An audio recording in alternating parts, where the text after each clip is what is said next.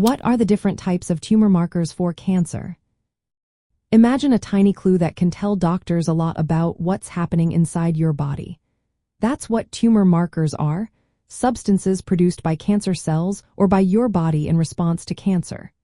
They can be found in blood, urine, or tissue samples. These markers help doctors diagnose cancer, see how well treatment is working, and check for signs of cancer coming back.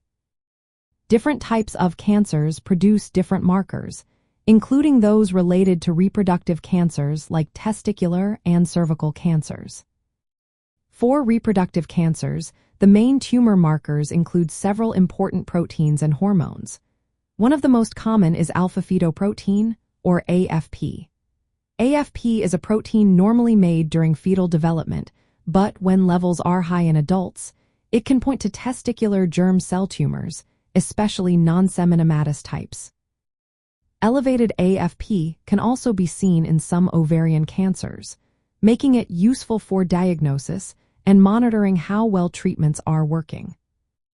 Another key marker is human chorionic gonadotropin, or HCG. This hormone is usually produced during pregnancy, but certain tumors can also secrete it. High HCG levels are often associated with testicular cancers, particularly non-seminomatous germ cell tumors, and can also be elevated in some ovarian cancers. Measuring HCG helps doctors confirm diagnosis and track how the cancer responds to treatment. Lactate dehydrogenase, or LDH, is an enzyme involved in energy production.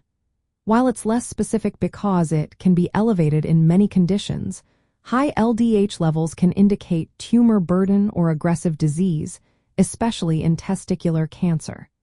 It's often used alongside other markers to get a better picture of the disease. In ovarian cancer, Ca1-5 is a well-known marker. It's a protein that tends to be elevated when ovarian cancer is present.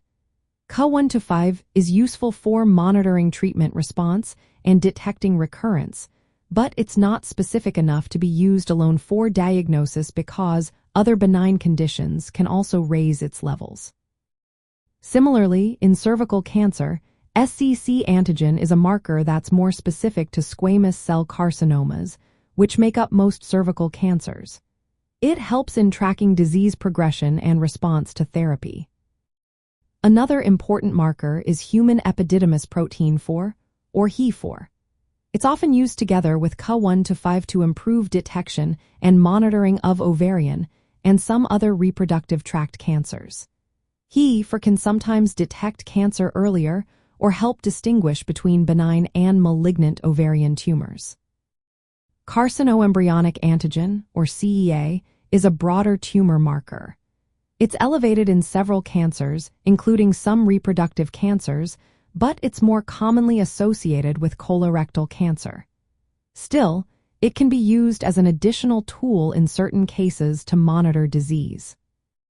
There are also other markers like placental-like alkaline phosphatase, or PLAP, which can be elevated in some seminomas, a type of testicular cancer. However, PLAP is less specific because it can be raised in other conditions too. Prostate-specific antigen, or PSA, is relevant mainly for prostate cancer and isn't used for testicular or cervical cancers. It's important to remember that tumor markers are not definitive on their own. They are part of a bigger picture that includes clinical exams, imaging tests, and biopsies.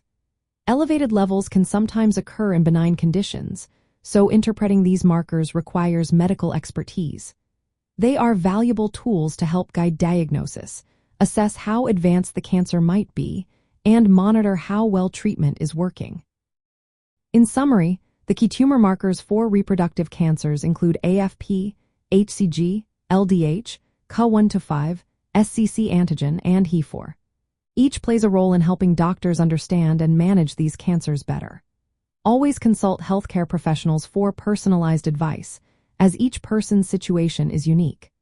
These markers are just one piece of the puzzle in the fight against cancer, providing important clues to help ensure the best possible care.